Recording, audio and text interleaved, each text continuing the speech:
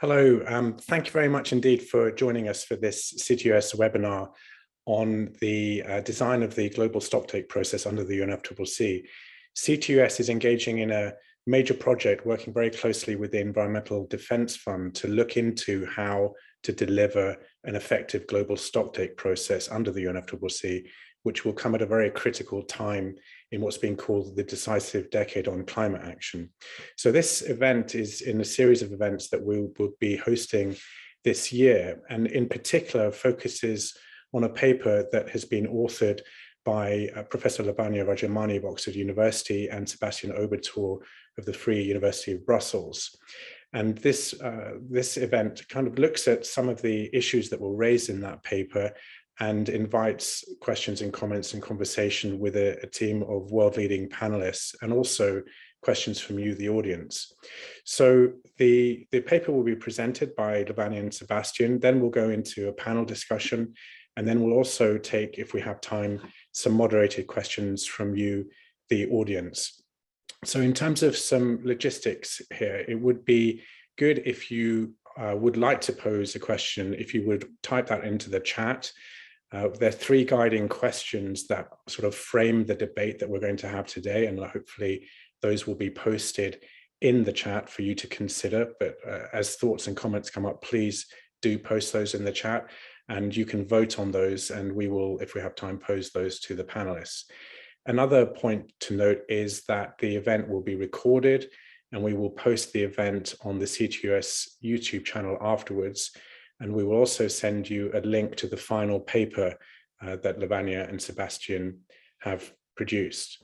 So without any further delay, I'd really like to introduce Lavanya Rajamani, who's the Professor of International Environmental Law at the University of Oxford, and also Sebastian Obertor, who's a Professor of Environment and Sustainable Development at the Institute for European Studies at the Free University of Brussels. And I count them both as friends.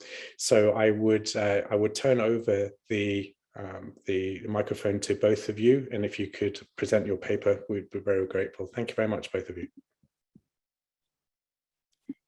Thank you, Kaveh. It's a pleasure and a privilege to be here and to be presenting our paper to this sort of audience, as well as to have a terrific panel to actually discuss the key insights from the paper.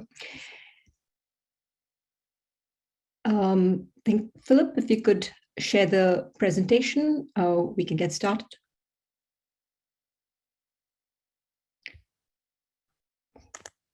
Great. Thank you, Philip.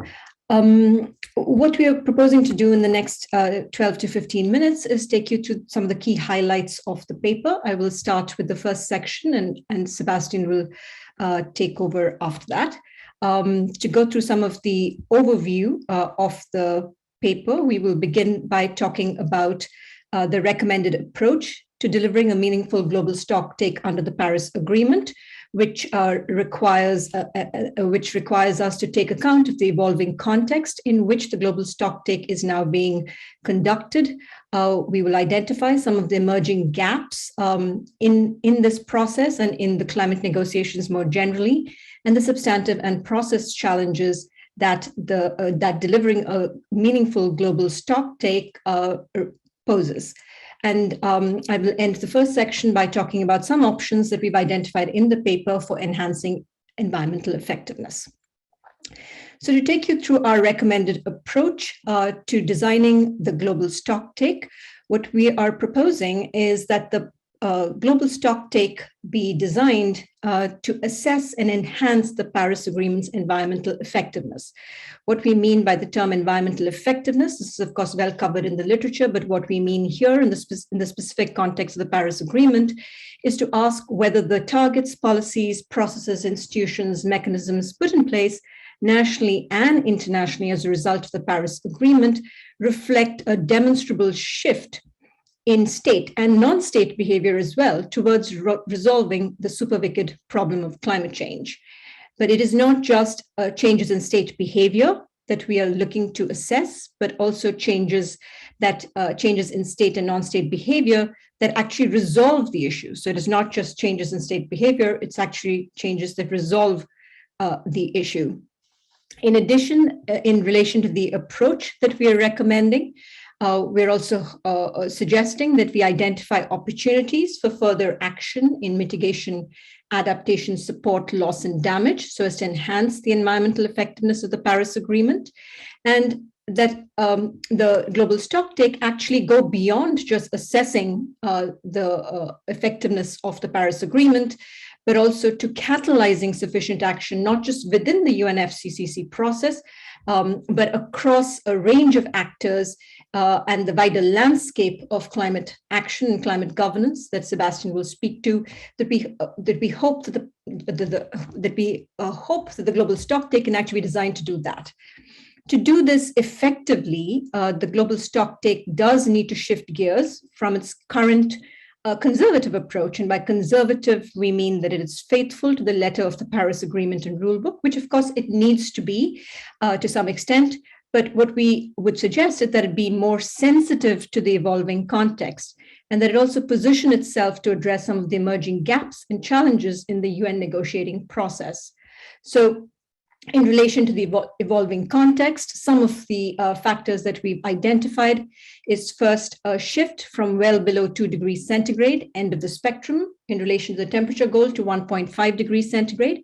And we see this reflected in the Glasgow Climate Pact. Another element of the evolving context is a shift from aiming to reach net zero in the second half of the century to by and around mid-century. This shift also triggered, as was the shift towards 1.5 by the IPCC 1.5 degree report, but it's also reflected in many of the net zero announcements of states, over 130 at last count. And it's worth keeping in mind that this particular shift is actually identified by a dilution of the context within which net zero is set in the Paris Agreement, in that that there is no recognition in the Glasgow Climate Pact that such goals will actually be differentiated and that peaking will be later for developing countries, as is the case in Article 4.1.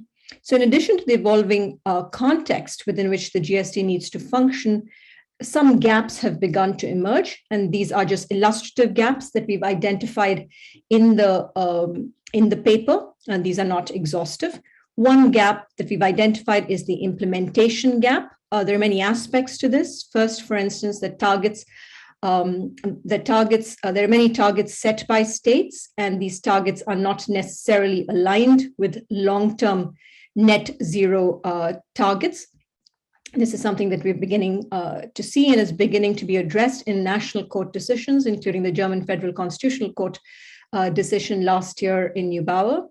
Another element here or aspect here is that targets are not yet robustly implemented. We see a focus and an emphasis on aggressive target setting in the international process rather than on implementation. And this is an emerging gap here too. The third aspect of the implementation gap is the insufficiency of financial flows, and perhaps not much needs to be said about this. The UK Climate Finance Delivery Plan estimated that even the $100 billion per year by 2020 commitment will likely only be met by 2023, and this is a fraction of the estimated need. The second gap that we've identified is an equity gap, which has also, like the implementation gap, many dimensions. First, for instance, that fair shares of states are not clearly determined or at all determined within the context of the Paris Agreement, but this is an issue that's being addressed in many national court decisions. And in fact, there are many cases in the pipeline that are looking at it, because to the extent that litigants are arguing in national courts that the national actions are inadequate, the courts then need to determine against what benchmarks adequacy can be determined. And that takes the courts into a determination of fair shares. There are gaps in relation to imbalances in treatment between mitigation, adaptation, and support. And these gaps are in part due to historical imbalances in treatment, where there's far more emphasis on mitigation rather than an adaptation and support or loss and damage. And these have resulted in knowledge gaps and therefore sort of less investment of negotiating capital in some areas, and which is also translated into differences in substantive outcomes, where you see far more concrete outcomes in the field of mitigation rather than in the others. And this is an imbalance which has equity implications. There are also intergenerational fairness concerns, in particular with some of the implementation gap aspects that we identified in relation to short-term targets not being aligned with long-term net zero targets and the intergenerational shifting of burdens that results in. There are also substantive and process challenges the global stocktake needs to take into account. A substantive challenge is just quite simply setting benchmarks for assessing collective progress. Setting benchmarks in some areas like adaptation is far more challenging than in other areas like mitigation, but it needs to be done, and that there are knowledge gaps here. There are also process challenges insofar as managing information flows and avoiding duplication and building and actually building on other processes, including processes that have been established at Glasgow. To address all these sort of substantive process challenges, implementation gap, and equity gap, what we recommend is that the GST, while being anchored in the Paris Agreement and its rule book, if the GST is to actually add value in a very crowded space, crowded with competing processes, it needs to directly engage with all the issues that we've identified in relation to the implementation gap, the equity gap, and substantive and process challenges. But to do this, it must identify and focus on how the identified gaps are to be met, rather than spending the next 2 years on a precise assessment of how large the gaps are. So the emphasis should not be so much on the analysis of the gap, but on how the gap has to be filled. We're also suggesting that the focus should be on enhancing implementation rather than on primarily, or in addition to rather, catalyzing more ambitious target setting.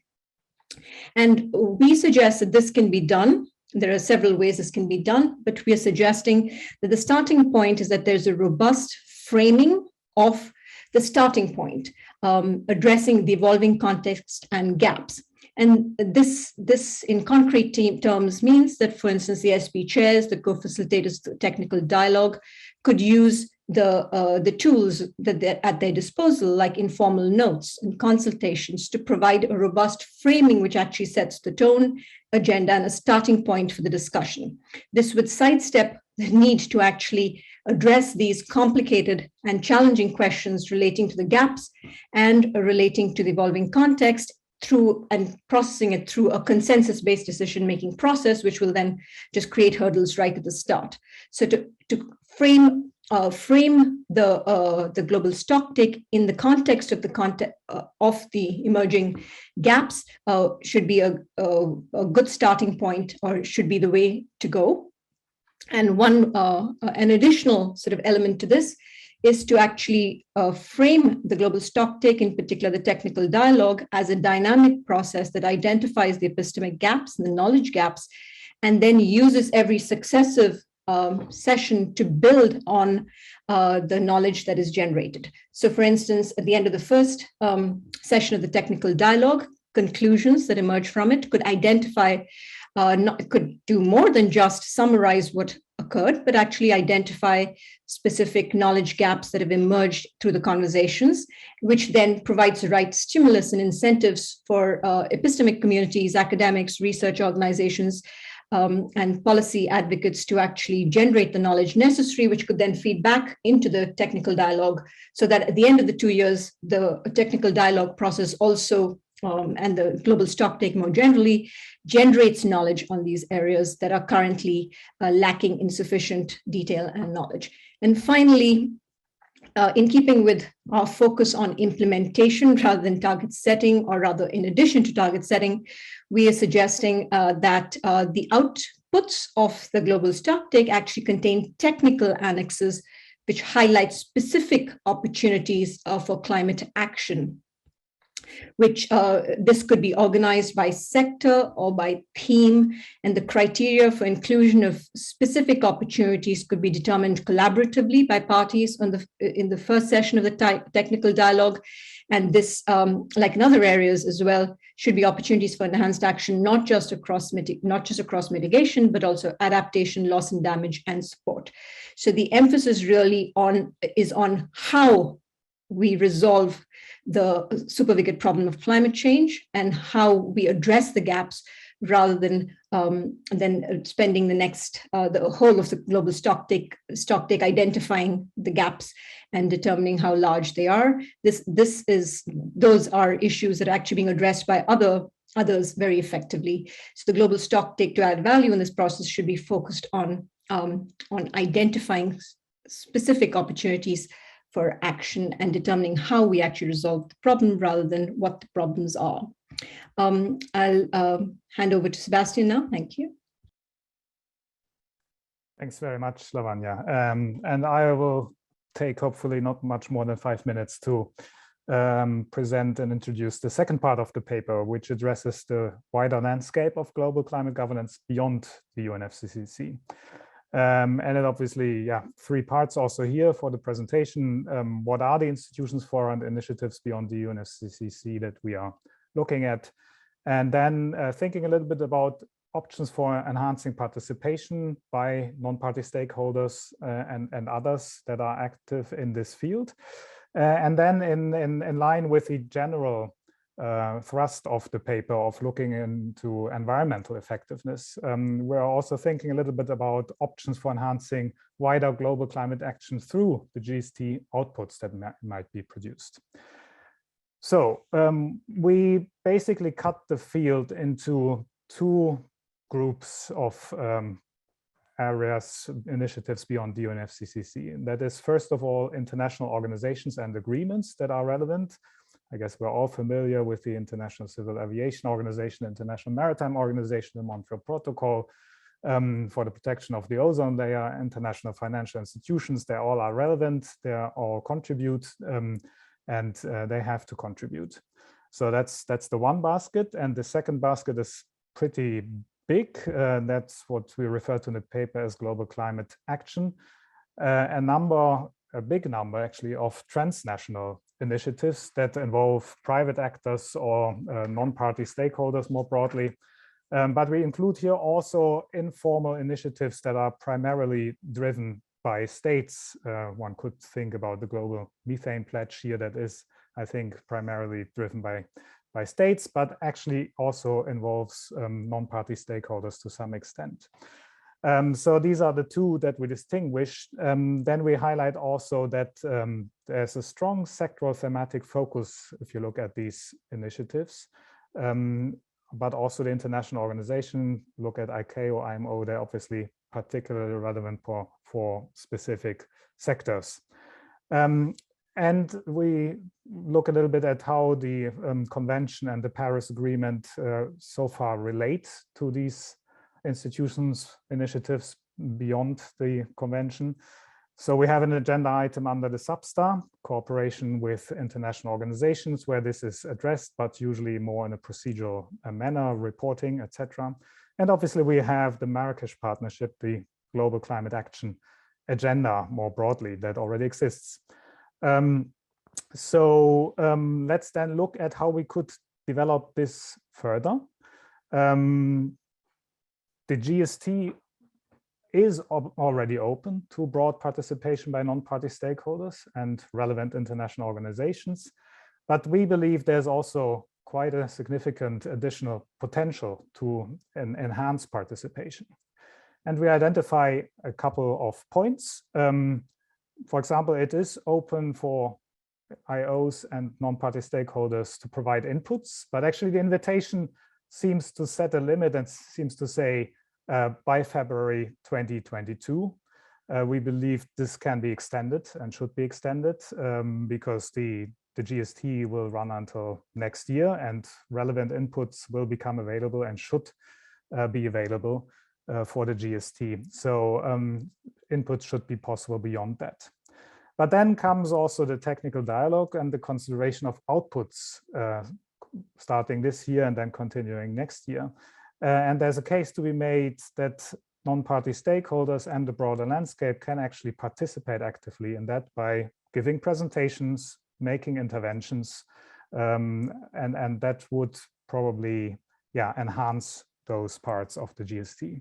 And then there's also events that can be organized and experts can contribute, and also through these channels, the knowledge about the broader, wider landscape can enter the GST, we hope.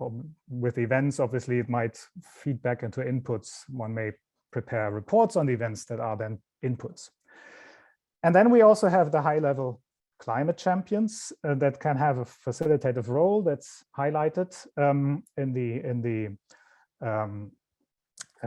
guidelines. And there may also be other intermediaries that can facilitate, that can mobilize, that can coordinate inputs by the wider landscape, because the high-level champions, the global climate agenda, may not capture everything. And finally, integrating these initiatives can also, we think, emphasize more a sectoral thematic lens of the GST, which gives more granularity, gives more concreteness to the agenda. And Lavanya was already talking about possible annexes, etc., that could follow from that. So let's then look at how the GST outputs could potentially enhance the wider global climate action. And 4 points here to conclude. First of all, it might be good in these outputs to highlight simply the need and opportunity to maximize efforts across the sectors and themes that are being addressed by these initiatives, including through existing and potentially new initiatives, right? So give kind of a boost to global climate action beyond the convention. Then there could be an underscoring of the need and opportunity also to enhance transparency and accountability of relevant initiatives and efforts. This has been a major challenge in the field and will contribute to enhancing also the effectiveness of these initiatives. So it might be good to highlight that. Furthermore, there could be announcements of key new initiatives, and there could be updates of existing ones. We all look for updates for NDCs, right? But we could also look for updates of initiatives, of announcements, etc. And finally, there could be flowing from this stressing of the importance of sectoral and thematic granularity of climate action, also more generally, beyond initiatives, that it might be important to think in sectoral terms also for NDCs, for long-term strategies and for their implementation. Yes, these were kind of the main points, and I hand back to Kari. Thank you very much indeed to both of you, Lavanya and Sebastian, and there's a lot in there. And just as a reminder to the audience, you should have received a link to an executive summary of the paper that Lavanya and Sebastian have produced, but we will circulate the final version of the full paper after this event. For me, the three things that really jump out at me from that paper and from the work that you've both done is this notion of environmental effectiveness of the global stocktake as opposed to a procedural box ticking exercise. Also, the importance of the GST process being useful not only for target setting, but also for implementation. That seems to be critical to make sure that promises are not empty, and in the end, it's implementation that the environment sees. And thirdly, this notion of a possible sectoral organization to the inputs and outputs and conduct of the GST, particularly the link to non-party stakeholders. Those are three things that really jumped out at me. It's good to see that some questions are appearing in the Q&A function. I do encourage audience members to pose that through the specific Q&A function there. You can also, I think, vote on your favorite questions and comments. And if there's time, we will moderate those and put those to the panelists later. So I'd like now to very briefly turn to our panel and to introduce them in alphabetical order. We have Dean Bielek, who's the head of international politics unit at the COP26 Climate Champions team. We have Cassie Flynn, who's the strategic advisor on climate change to UNDP. We have Andrea Guerrero, who's the program director of the Grow World Climate Fund, and recently with the Climate Action Team of the UN Secretary General. We have Haldor Torgersen. I've only ever said your first name, Haldor, so I'm terribly sorry if I got your surname wrong there. You all know Haldor. He was the former senior director at the UNFCCC Secretariat and is now the chair of Iceland's Climate Council.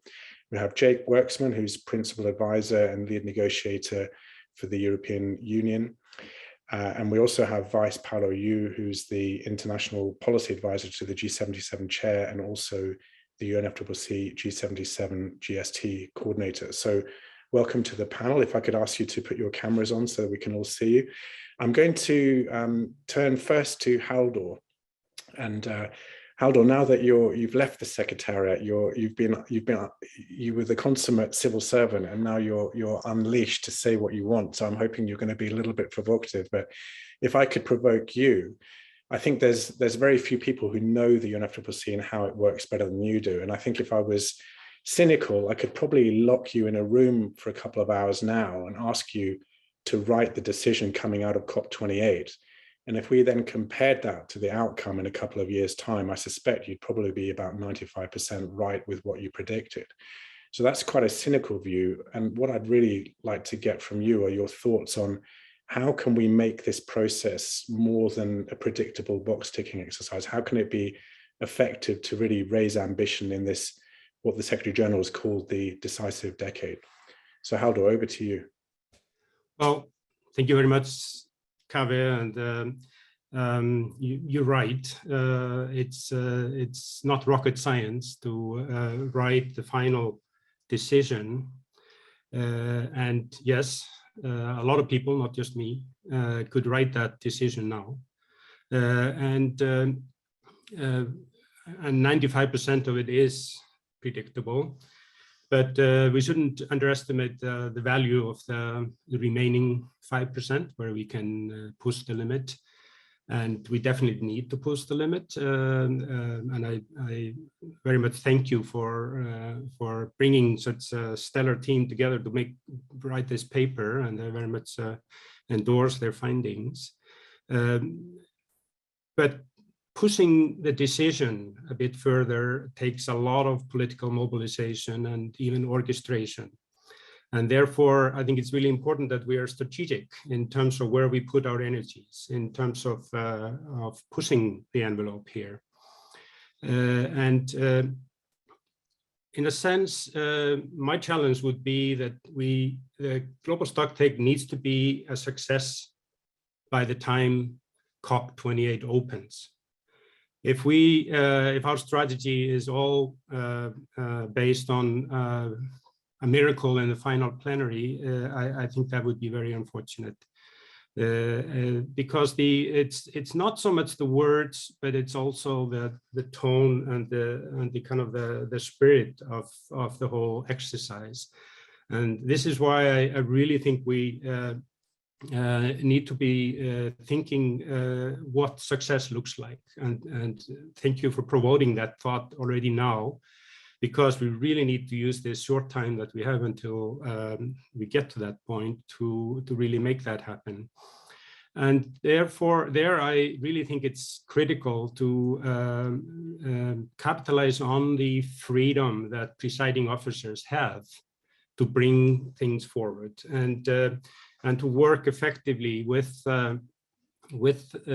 everyone, all the stakeholders in this. And by the way, the stakeholders here are not just negotiators. The negotiators have a mandate, but there are a lot of others that have significant mandates. And I'm quite attracted to this notion of putting a challenge to sectors. And I think that definitely should be tried, but not through Substa, please, because it needs to be much more high level than that.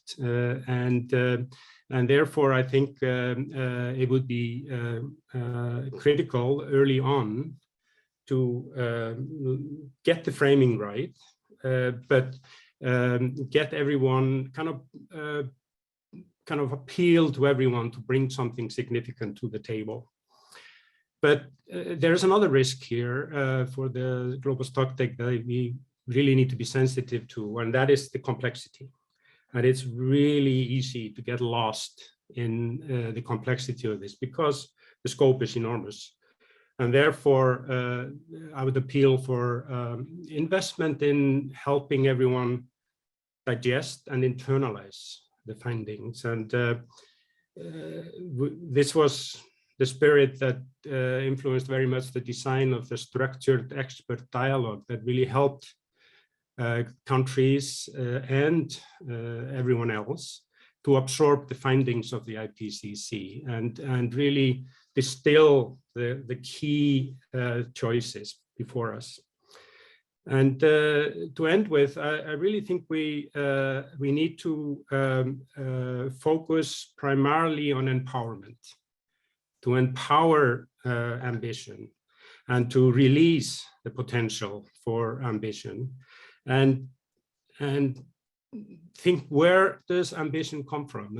And for me, it's basically a combination of courage, confidence, and clarity of vision. I realized when I looked at this, these are 3 C's, but that's not what got me there. Courage, meaning that we really need to have the will to change the situation. Confidence comes from knowing what the solutions are and actually believing that the solutions are something that you can jump on. But the clarity of vision is extremely important as well, and that really gets in many of the critical aspects here, like the equity dimension. And so I really think that there's a huge opportunity to turn the global stocktake into something meaningful if we are focused. Thank you. That's really helpful. Thanks a lot, Halldór. And I think the point you made there about the 3 C's, I think, is well taken, but also that we are not only aiming at negotiators in terms of the stakeholders here, and actually perhaps mostly not negotiators. I mean, on that point, I'd like to turn to Jake, if possible. I mean, if on that point that Halldór raised specifically, if we look ahead towards the final moments of the global stocktake at COP28, and you've been in many of these kind of review processes and roundtables right from the beginning of the UNFCCC. I think unless things change radically in the next 20 months or so, which is unlikely, the people around that table are probably going to be the lead negotiating ministers, probably the climate ministers in most countries. And the people sat behind them are going to be people like you, the heads of delegation, the lead technical negotiators. And these are not the people who are going to be responsible for, well, by and large, for putting in place the domestic policies to actually raise ambition or even to implement those policies. So, I mean, how could the GST process be made more relevant to positively impact domestic processes and policies? I don't know if you've got any thoughts on that, Jake. Over to you. Thanks, Kaveh. A good question. Before I answer it directly, let me first thank Lavanya and Sebastian for an excellent paper, a lot of which I really do agree with. I think it was interesting to see the way in which the analysis characterized the main purpose, or one of the main purposes of the global stocktake, to test the environmental effectiveness of the Paris Agreement, because that certainly isn't its explicit purpose is described in the Paris Agreement, but I think that there's a lot of truth to that, that it will reveal as whether or not the fundamental assumption under Paris, that a 5-year review that brings everyone together to face the science will actually raise ambition quickly enough to meet the Paris Agreement's goals. But I think it's important also to recognize that the ambition cycle is part of an overall architecture to the Paris Agreement, one of which is based on an assumption that we don't need to negotiate any new treaties, that we don't need to change the fundamental character of NDCs as being nationally determined, non-binding instruments, that all of that needs to remain in place. So I guess, a question that was raised by your framing the GST as a process that tests the environmental effectiveness of the Paris Agreement is whether or not it could lead to conversations about whether or not we've gotten that architecture right. Because I still think, and this is more to Kaveh's question, that there is too much of a disjuncture between the conversations that happen at the international level about raising ambition, setting targets, meeting global goals like 1.5 or well below 2, and the domestic conversations about what's necessary in terms of the design of policy to meet those global goals. And one of the reasons that we have that disjuncture, in my mind, is because of the lack of a connection between the international legal structure and the domestic legal structure. It takes courage and conviction and those other C's that Haldor mentions to actually build into your domestic policy the obligation to review your domestic policies on a 5-year basis and to ensure that they are aligned with the Paris Agreement goals. And nothing in the Paris Agreement requires countries to do that. It just requires them to turn up to this 5-year ambition cycle and state, at a high level in terms of international politics what they intend to do next. So that's partly an answer to Kaveh's question. Yeah, we may have the wrong people at the table as a result, in part because of the way in which the Paris architecture is designed. For some of us, we are lucky enough to have leaders who represent and play a role not just internationally, but also in terms of the design of domestic policies. But I think that that's not true for many of the parties sitting around the table. So I think that is an ongoing challenge. A couple of other comments that are directed to the paper that I thought were really interesting. One was the Glasgow standing as this proposition that even without amending the Paris Agreement or coming up with a new treaty, we can still refine through COP decisions our understanding of what the Paris Agreement goals mean, for example. And I was wondering whether with those new parameters of focusing more on 1.5, focusing more on net zero by mid-century, focusing more on the phase out of coal-fired power, unabated coal-fired power, et cetera, that it helps to improve our understanding of what the global stocktake itself could deliver. Could it deliver, for example, more focus on what there is an international consensus around on key policies for all countries if they're going to go through this transition? So does it help us to understand better what the outcomes could look like?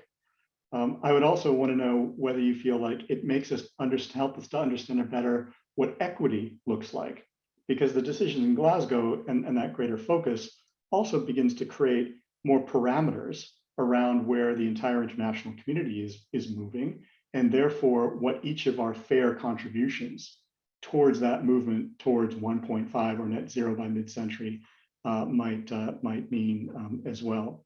So that's kind of a combination of question about the nature of outcomes, but also our better understanding of equity within that more focused and outcome-driven understanding of equity. And then one I guess, issue that I might depart from the authors on was the interpretation of equity to better understand the balance between adaptation and mitigation. That's the first time I'd seen equity framed in that way. Normally we talk about equity as fairness between generations, fairness between countries, fairness within countries, but not fairness with regard to the capacity of a regime to deliver on a variety of different categories of outcomes. So I wonder if you could kind of help me better understand how you think attaching equity to things like whether or not the international community is funding mitigation as much as adaptation is equitable in some way.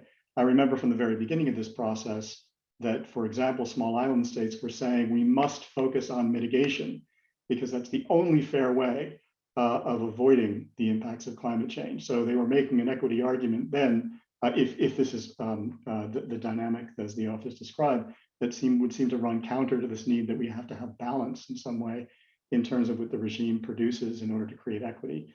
One could also argue that there are more institutions devoted to adaptation and loss and damage within the current regime that would run counter to this notion that equity somehow is what has prevented us from dealing with adaptation more effectively.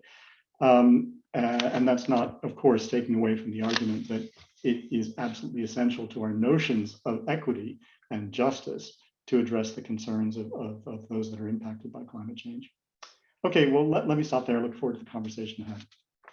Thanks a lot, Jake. A lot of food for thought there. And I can see Lavanya and Sebastian are itching to respond. I'm going to ask them to wait until the end if we have time. I'm sure this will be the beginning of a very long conversation, particularly on the issue of equity. On the link between domestic and international, the paper does emphasize the importance of Article 4.2 of Paris, which does require a binding requirement on parties to come forward with policies with the intention of actually delivering on the NDC. I'm looking at Dean because he was very active in negotiating that. So there is a link there. Maybe we need to emphasize that more, but the point's taken.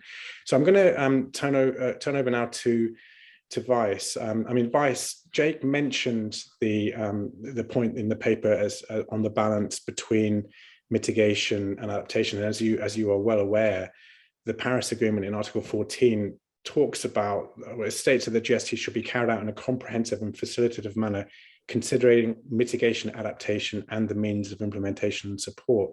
And this tends to suggest that the GST will be conducted in quite a siloed way. And I'm just wondering, from your perspective, is that a satisfactory way to look at things, or do we perhaps need a bit more of a systemic approach, or at least the possibility of having space for a systemic conversation? Over to you, Vice.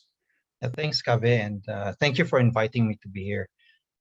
Thanks also to Lavanya and Sebastian for the paper. I think there were a lot of points there that are very useful, and I think we could learn a lot from.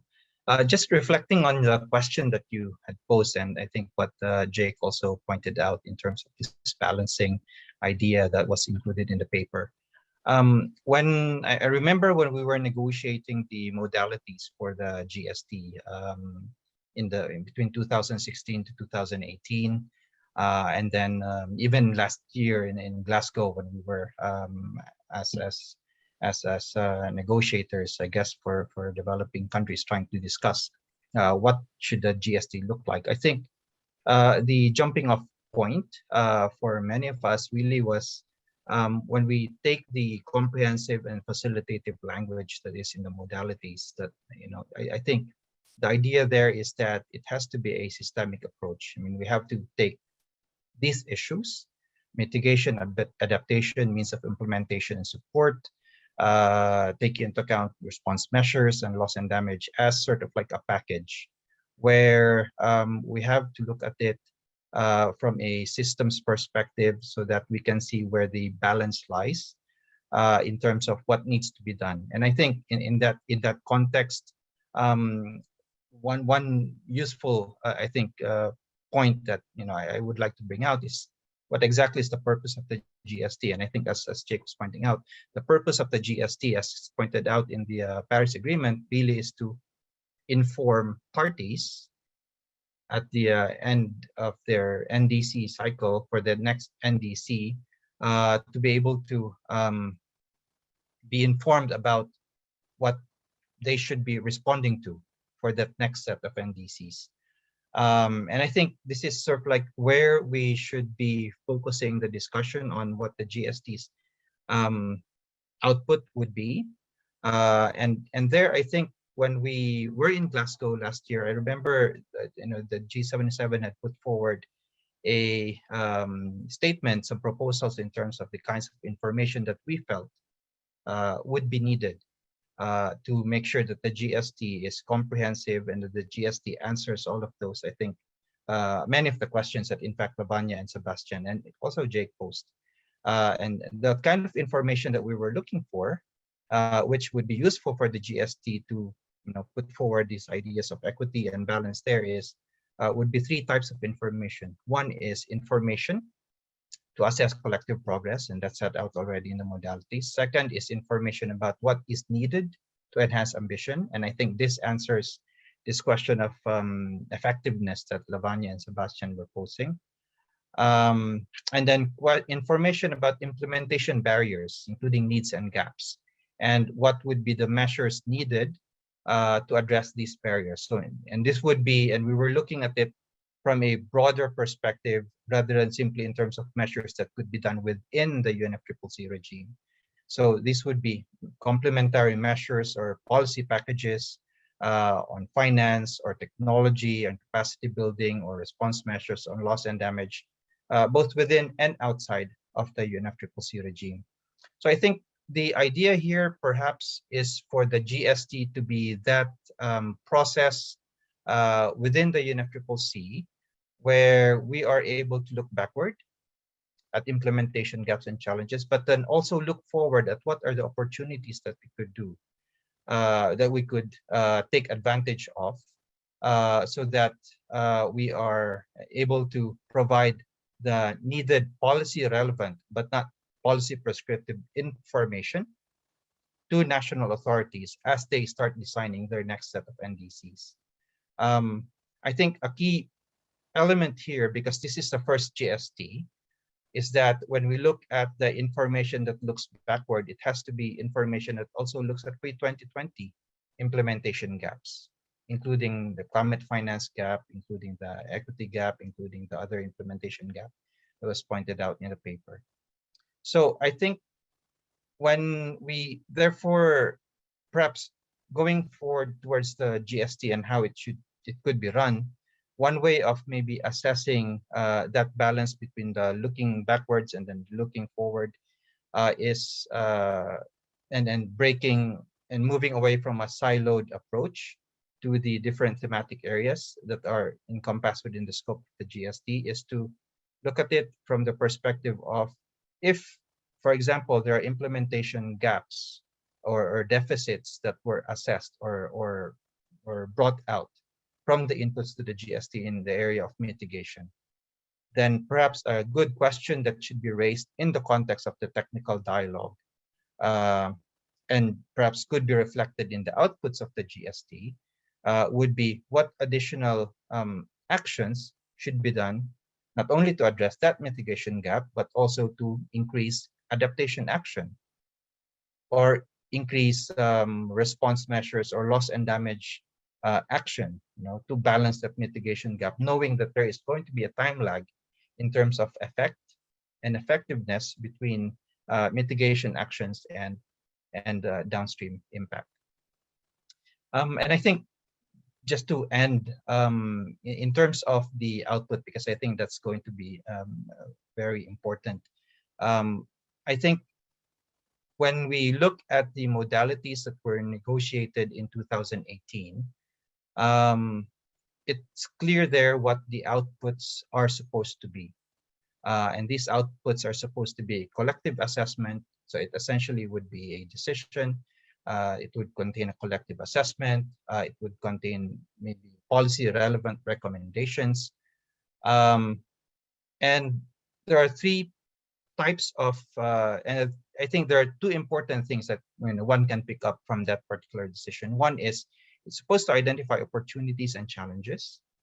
And it's also supposed to summarize key political messages, including recommendations. And I think this is the key point here in terms of how to sort of like bridge that disjuncture that Jake was talking about between multilateral action and national level action, which is that when we try to craft the outputs that would be coming out of the GST at COP28, perhaps we should be looking at crafting a messaging or a policy relevant narrative that hits not just what's supposed to be done at the UNFCCC regime, but what could also be done in other regimes, in trade, in debt, in tax, for example, or investment policy.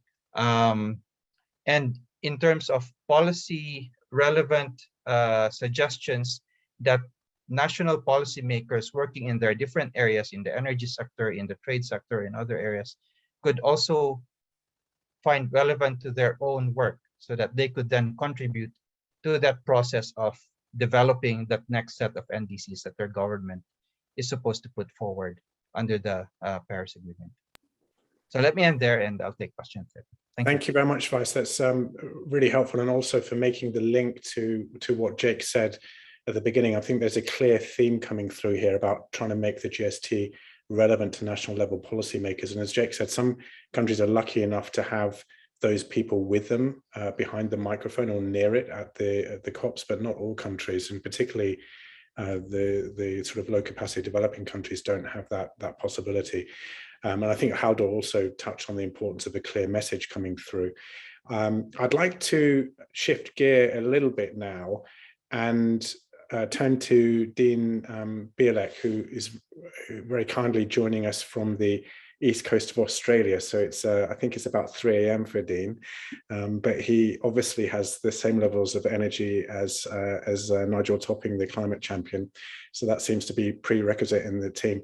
So Dean, I mean, the COP26, the outcome, it gives a very clear mandate to the climate champions regarding the engagement of non-parties with the GST.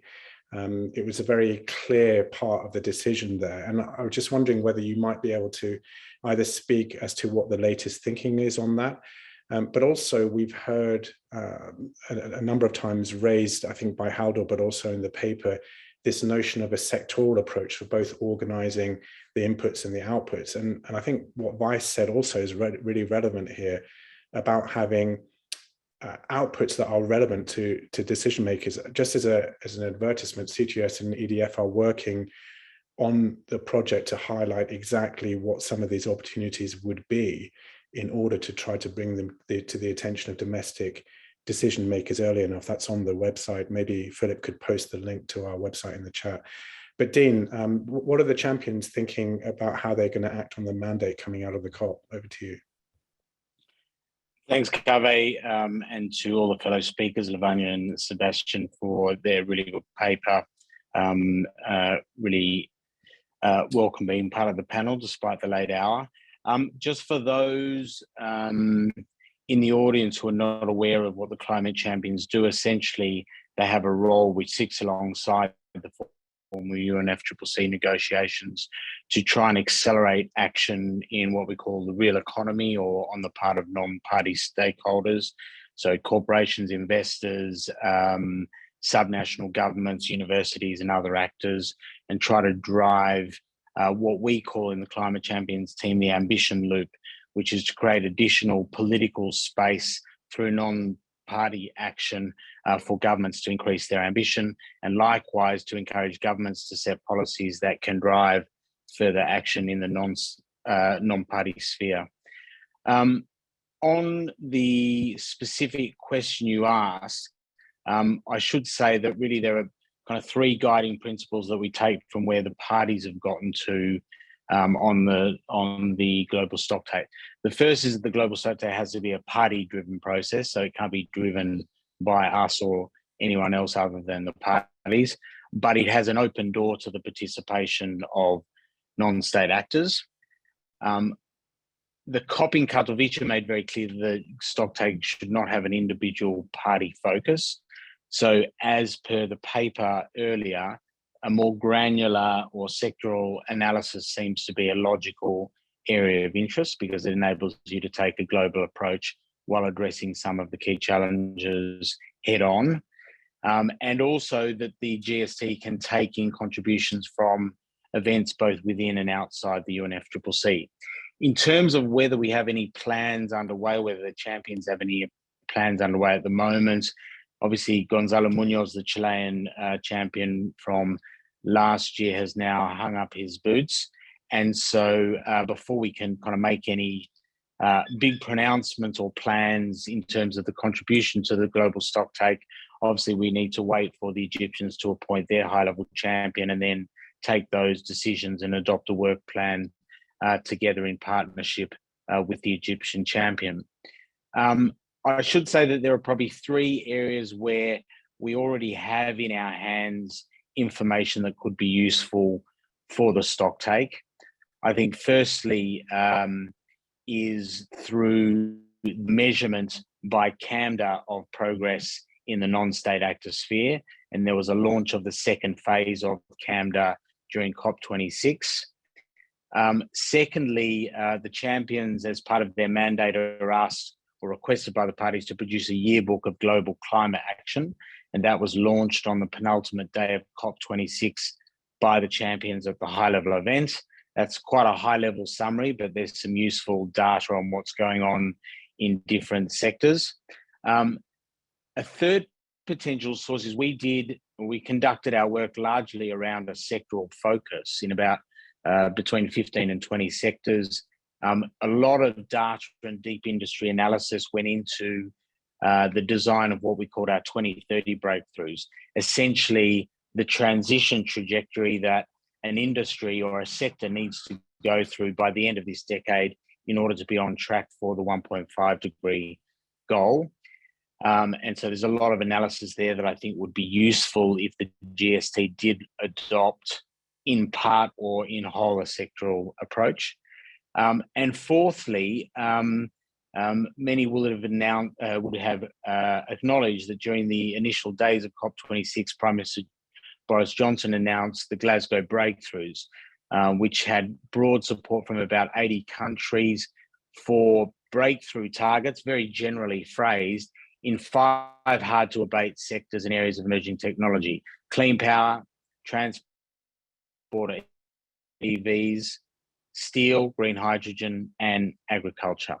And in each of those, basically the IEA as lead, together with IRENA and the high-level champions, are asked to monitor and report on progress in each of those sectors and identify how collaboration can accelerate progress. That will be another source of information. Kaveh, how am I going for time? I think give you, seeing as you're logging in from the other side of the planet, we'll give you another 60 seconds, Dean. All right. I just wanted to note a couple of things that I think might be useful in considering the GST process. One is that in our experience and in our work, the best and most productive conversations have been around bringing together public sector, so ministers, and private sector leaders together around a single table. The best way to get to an assessment of industry progress and what industry leadership looks like, what are the market obstacles, what are the policy asks, and therefore what are the solutions. So that would be a really good format potentially to use. And then secondly, it would be useful to streamline. I wonder whether the co-facilitators of the technical dialogue do this themselves, is proactively reach out to leaders in different sectors to coordinate inputs into the global stocktake process. So rather than leave it up to everyone else to bring everything, including the kitchen sink, into the process, have a streamlined process that's proactively led by the officers in charge. Thanks, Kaveh. Thanks a lot, Dean. And on that last point, I know that at least one of the co-facilitators is watching this, so he would have definitely heard that. And he's also posed a question that I'm hoping that we get to. But thank you very much indeed, Dean. I think we'll come back to you through some of the Q&A. I just want to now turn to Cassie. I mean, just listening to everything that we've heard now, there's certainly not going to be any shortage of input and possibility for interaction. But through UNDP's climate promise that you work on, you work with, I think it's well over 100 developing countries, I think something like 120 working on their NDCs and net zero strategy. And if done well, the GST could generate a lot of information, as we've heard, and highlight, hopefully, opportunities to enhance ambition. But the real question I'm thinking of, having both negotiated for a developed country and for a developing country with relatively little resources, do developing countries really have the capacity to effectively engage with all of that information and opportunity? And how could that process really be made useful to all countries, and not just the G20 and the major emitters? Over to you, Cassie. Thanks, Kaveh, and it's lovely to see everyone, and a huge congratulations, Lavanya and Sebastian, for an excellent report that I think gives us so much to be able to unpack this conversation. Because Kaveh, as you mentioned, UNDP has this program called the Climate Promise, and we are supporting 120 countries. And we are now getting the question over and over and over again that we have submitted an NDC, we have been as ambitious as we could be, now what? And we've done everything that the world has asked us to do. Now, how do we move this forward? And you have some real concerns about that. I was even in a conversation the other day with a government that was thinking about what it would look like to phase down fossil fuel subsidies. And they were bringing up the experiences of Kazakhstan and of France and countries that had faced real social and economic impacts by making some of these big policy choices that will make or break our effort on the Paris Agreement. And so I think for here, the global stocktake, and this goes back to the question that Jake gave, which was, do we get the architecture right? And what does that look like in terms of this global conversation and how it informs these national conversations that are ongoing right now that I think are at a really pivotal moment? And as a part of the climate promise, we produce a report called the State of Climate Ambition. And it's very much about this question about the processes and the institutional capacities that are in place at the national level. And we do a big sort of data collection exercise as a part of this. And something really interesting has happened with this. When we ask questions about, are you bringing various stakeholders to the table? What sort of systems do you have in place to be able to provide the types of data that the global stocktake is asking for? And we saw some really good signals that, really 97% have coordination mechanisms that are interministerial, that bring together various stakeholders across society.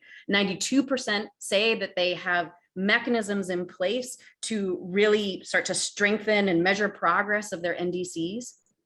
But then when you ask the question, is this a comprehensive system?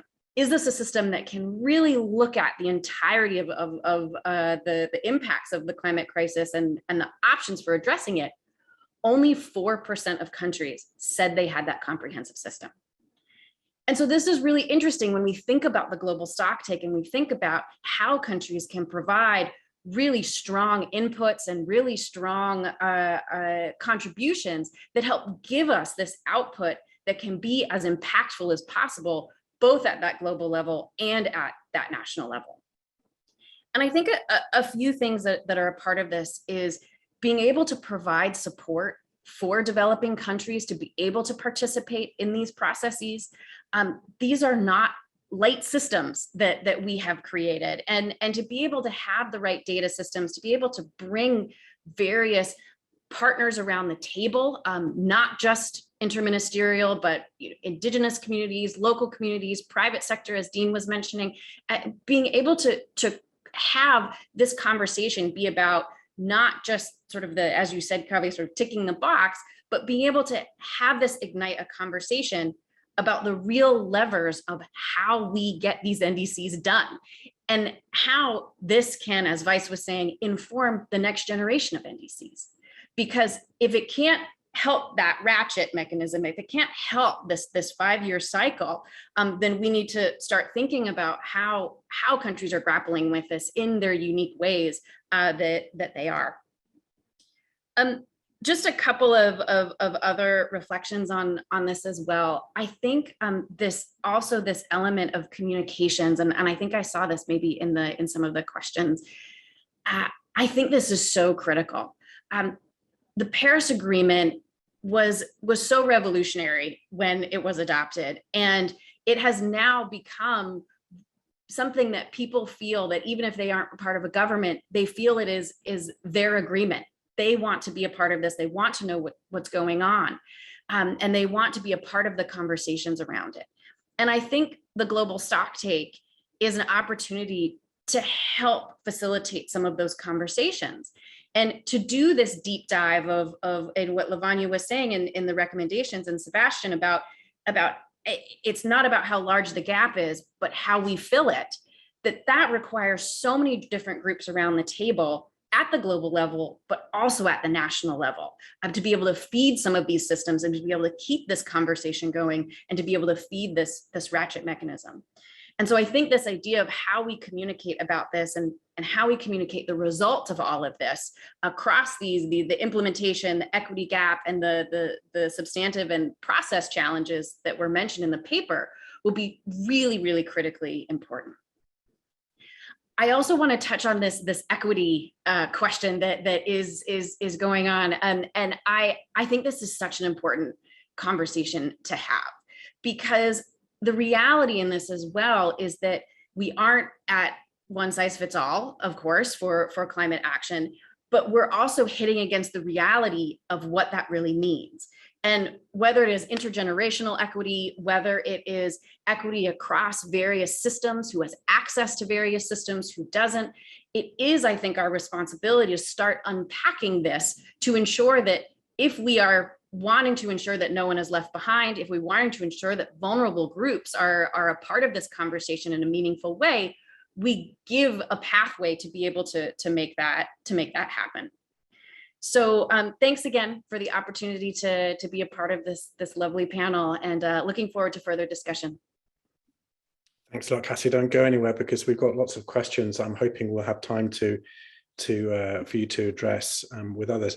I mean, I don't think I'm eloquent enough to articulate it, but there's a clear thread coming through here. I mean, the point that Haldor made right at the beginning about communication, that I think Jake made about the domestic linkage to the international, that Vice made about needing to have a more systemic approach to be relevant to domestic decision makers, the point that you've made about the capacity to do that. And also, I think when we think that the actual formal GST process is not going to have that much time on the ground, I think we've had one question in the chat, I think it was posed by Jason Anderson, the point that, is the GST just what happens in the UNFCCC, or is it what happens outside? And I think the point that you made, Cassie, is that there needs to be a lot of conversation that's happening outside. And Dean, I think, helpfully suggested that that should be proactive rather than waiting for the results, because the UNFCCC space is going to be very limited in terms of time and access.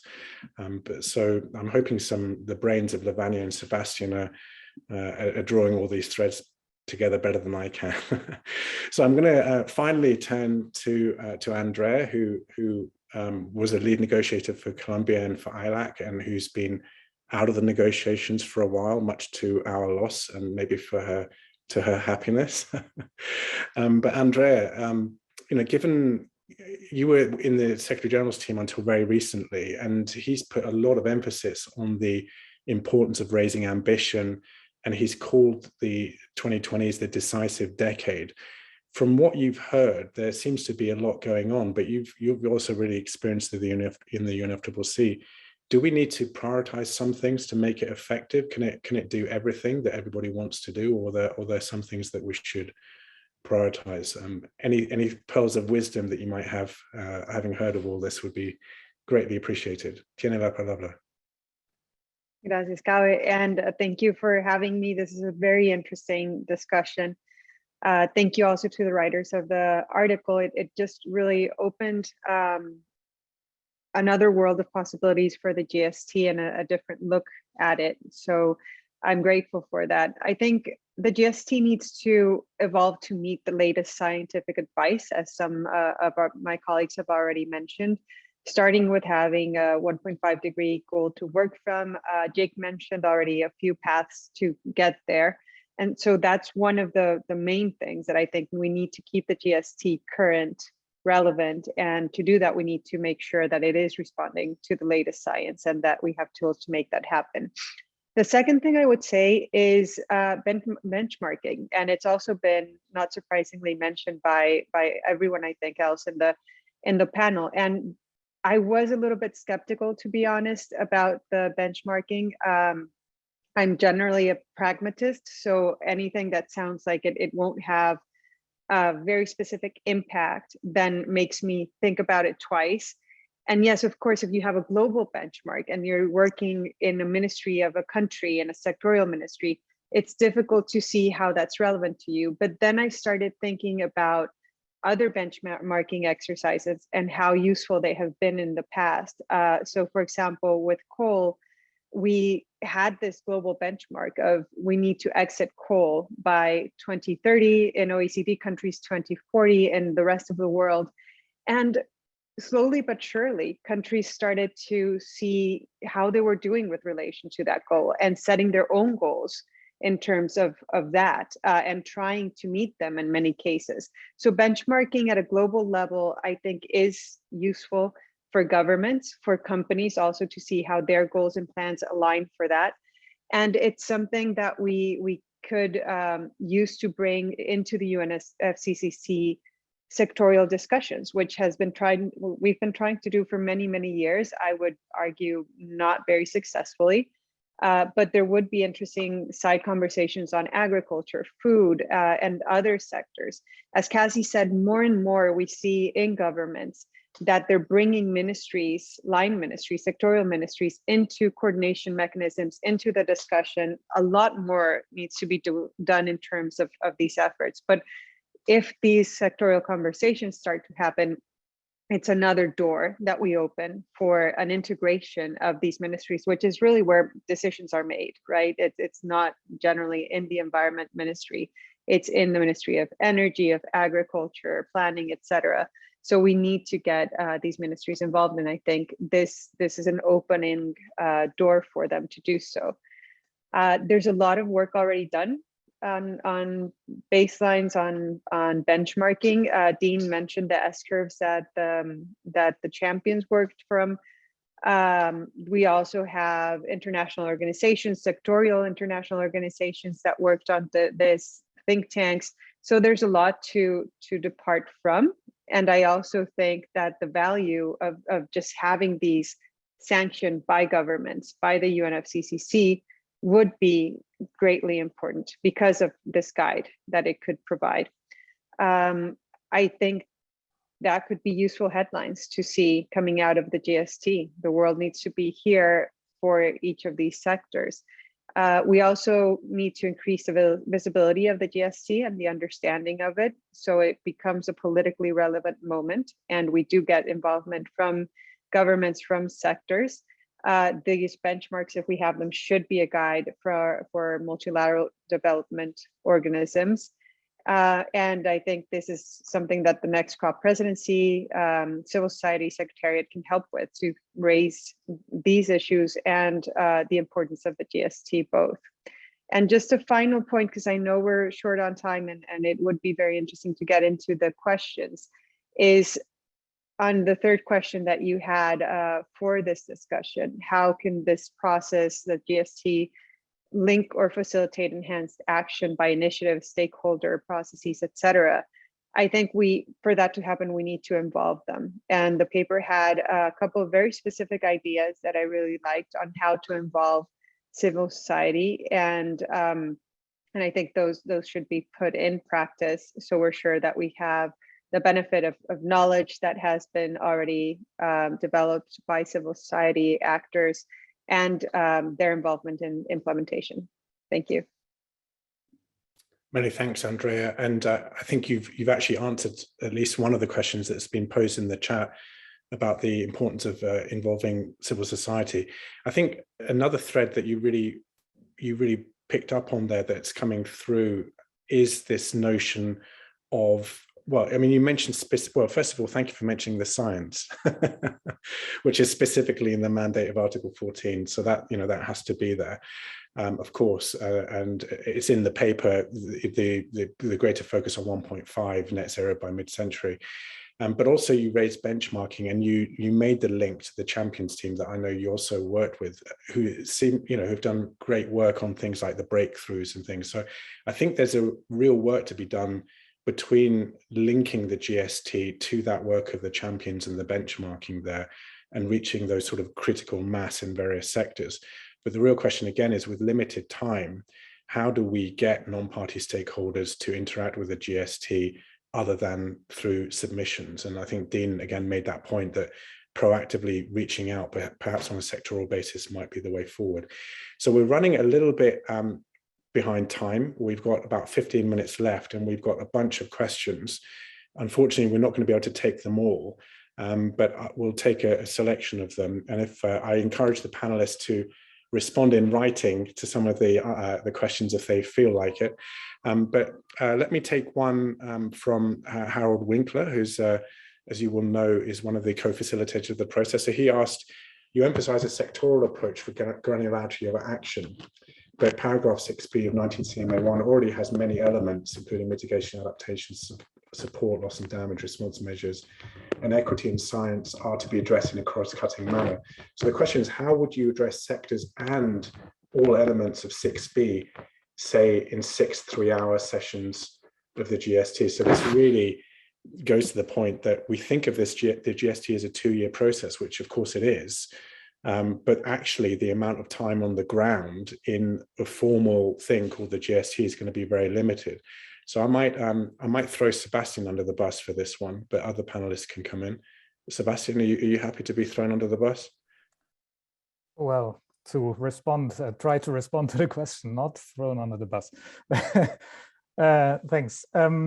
No, I guess it's a fair question, because they're dealing with the complex situation where all kinds of things need to be addressed, and I guess that is the background of the question. I would just, I mean, if you read carefully what we write about this also in the sectoral approach, it's not let's structure the whole thing sectorally, right? But more let's have a sectoral lens, and that could happen in a number of ways. First of all, it might not be limited to the technical dialogue that is obviously about sessions, but it could also be about how one synthesizes and analyzes inputs that are received. And I hope that the outputs in the end could reflect more than all the stuff that is being said in the technical dialogue, could also reflect what's in the inputs. In the technical dialogues themselves, one could treat it either as another one, another theme that is highlighted, or as a sub-theme that would be highlighted in when one talks about mitigation. Okay, let's think about sectors, but also about adaptation. Let's think about sub-themes of adaptation, right? Where action is required. So I guess there should be ways of bringing in that dimension of the debate, perhaps without necessarily overcomplicating the process. That would be my first approach. Thanks. Thanks, Sebastian. And I think, again, it's just coming up with this, the limitations of the formality of the actual process inside the UNFCCC and all the stuff that can happen around it. We've had a question from Kate Larson that really, who's from the Rhodium Group in California, that really touches on the communications issue. And I'm wondering if one of the panelists might want to take this. So given the cynicism about the capacity of the UNFCCC to deliver actionable outcomes, how do you think about communicating about the GST and its funding to the public? A key outcome is bringing more communities to the table to demand more action from their own governments. But the public won't know or care about the SBI subster, with all due respect to the chairs of those august bodies, some of whom are in the audience today. What would success be in terms of what the public would want to see from the GST? So what I'm thinking about here is, for example, the citizens panels that were convened in the UK and France and other countries around net zero. Are there, and the point that Jake and Vice made about the link to domestic processes, are there, and actually that Cassie raised as well, are there domestic processes that could be initiated to link public movement and mobilization with the GST? I don't know if anyone wants to take that. If anyone wants to take it, they could raise their hand. I mean, maybe I could ask Haldor on this one.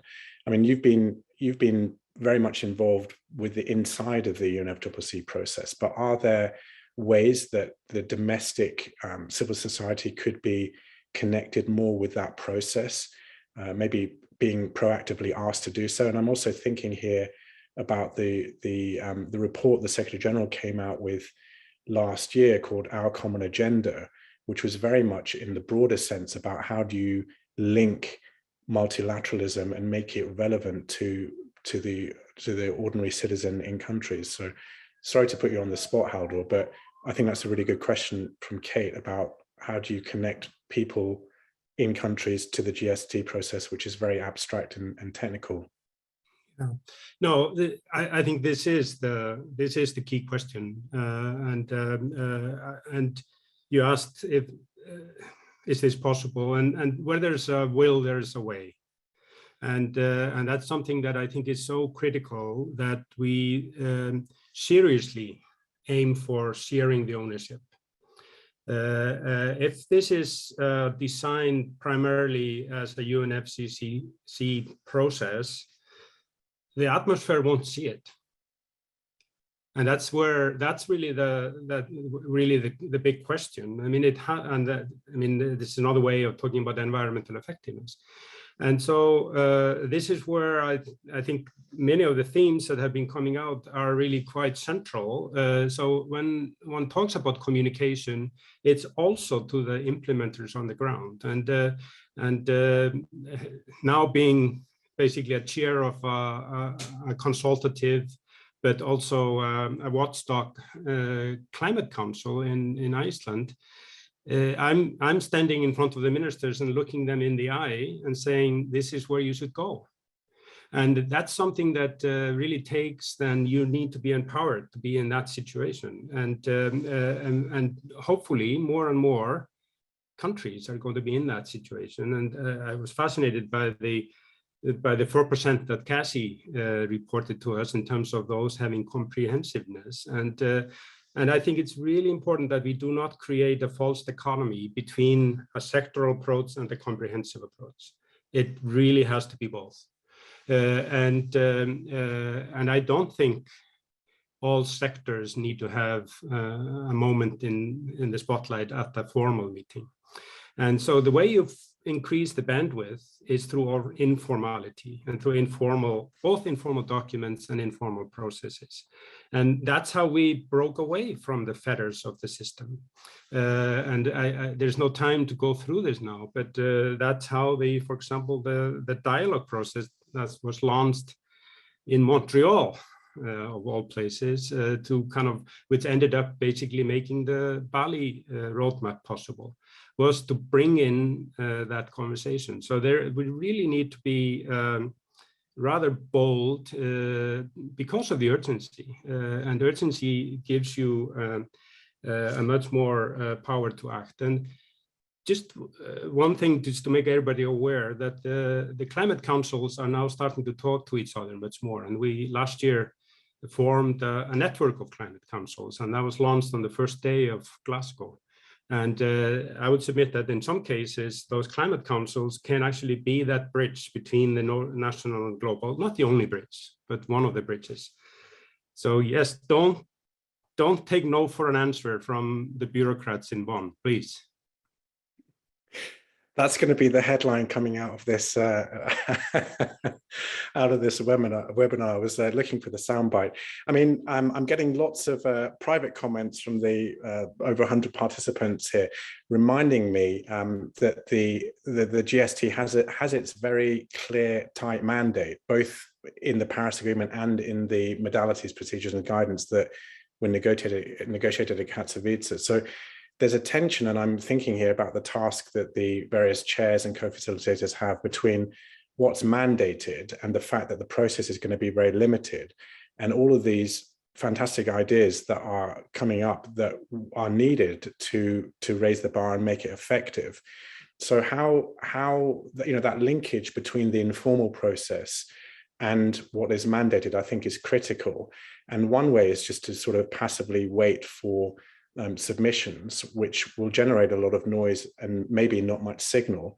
But I come back to the point that Dean made about proactively asking certain constituencies to organize and come forward and submit in a coherent way. That might be both more productive and also doable within the mandate and the limited time. So I think that tension between the formal and the informal is quite important. I'm just conscious of time. I wanted to look at a couple more questions. We had one from Jason Anderson about whether the stocktake is just the UNFCCC or is it part of a broader conversation on the Paris Agreement. I'm hoping that we've touched on that. I know there was a written answer, but I think that's part of the conversation that we've had here. So I hope, Jason, that we touched on that. I'd like to, one particular question that was asked that I was thinking about coming out of Glasgow was posed by Sarah Miller that says, do the panelists think that the GST is still relevant when the Glasgow Climate Pact describes an annual update? That's in paragraph 30 of the CMA3. and the annual ambition raising in paragraph 31. So this is, when we negotiated the 5-year cycle, that was a long time ago. Things have changed a lot. And it seems to me that the pressure on ambition isn't going to go away simply because we're now in a 2-year GST phase. The pressure is there all the time. Civil society, the youth movement, others are pushing hard. And Glasgow seems to have recognized that and has invited parties to come back to the table already. So how does the 5-year cycle relate? Is it still there and relevant? I don't know who would like to. Lavanya, you've saved the rest of the panel. Please come in. Thank you, Kaveh. That's a question that we did consider and did discuss internally as well in the context of writing this paper. And I think it's a very important question. But I think a couple of things to keep in mind, that many of these processes are mitigation focused, whereas the GST is not. The GST is a comprehensive exercise, and it is meant to look not just at mitigation, but adaptation, loss and damage, and support.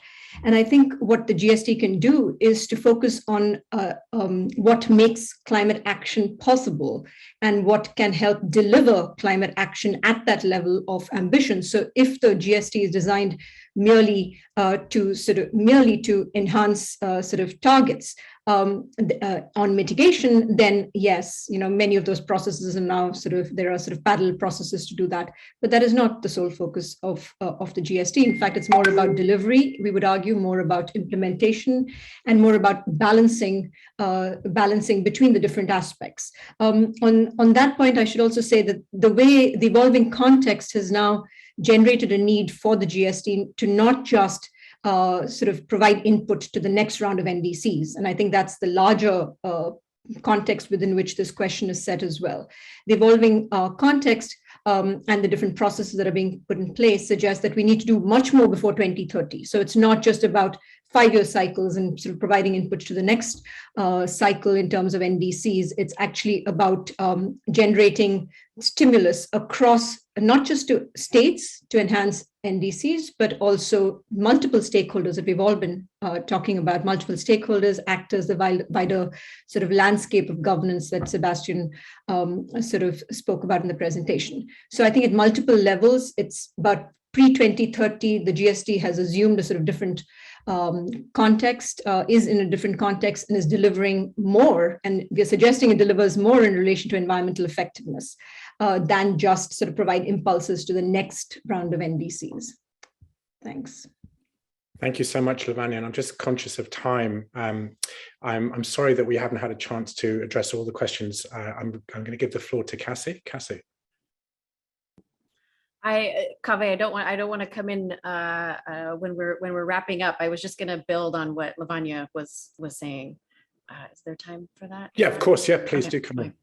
I think this is such an important point, and I think thinking about the global stocktake in this networked approach, and I think that we have a lot to learn from how the climate champions have done this, have been able to be a bridge between many different conversations and then what lands in the negotiations, and being able to support the Unfccc process and reinforce this very specific and targeted deliverable that the chairs are responsible for, but at the same time helping that to reverberate across the networks and being able to equip various elements of this network to help reinforce the ambition conversation and reinforce some of these specific conversations. And I actually think this links very closely with Kate's good question on the communications piece, because I think that's where it lands is how we communicate about this will help bridge people into this process. And I think that there's been a lot of good momentum in a variety of different ways. And I think we saw that even in Glasgow, the level of announcements and coalitions and pledges and conversations that were happening, I think are a result of this network expanding and intensifying. And I think in many ways, this is a big asset to the global stocktake, that we can start to use that, even though we're focused on this very targeted deliverable, but being able to have that ignite these other conversations and link up to them for multiple impact. Thank you very much, Cassie. I don't think I could have ended it in a better way than you did there. I'm a big fan of what the champions have done in terms of linking the sort of abstract negotiations with the real world. And I can't help think that the GST really has the potential, if it's done properly, to genuinely pivot from the rhetoric around implementation, but to really move from negotiation to implementation. And I think it really does occupy that space in terms of potential, but it's incumbent on everybody to really make that happen and ensure that that the decision that Haldor's already written isn't the one that we end up with, but we end up with something more useful. So I'd really like to thank all of our panelists very much for joining us, particularly Dean. I think it's like 4 a.m. now in Australia, near Sydney, where he is, but also to Lavanya, Sebastian, our colleagues also at the Environmental Defence Fund that we're working with this project. We will circulate to all registrants the final version of the paper. We will also record the questions that were asked. We will anonymize them just so that they're not lost. Apologies that we didn't get to all of them, but we really hope that you found this useful. And we will post the video of this event on YouTube so that you can share it with colleagues and friends who were not able to participate. And please do join us throughout the year for other events that we will have on this. But thank you very much to all the panelists and to the audience for joining us. Thank you. Thanks, Kaveh. Thank you very much, Kaveh. Thank you. Bye. Thank you.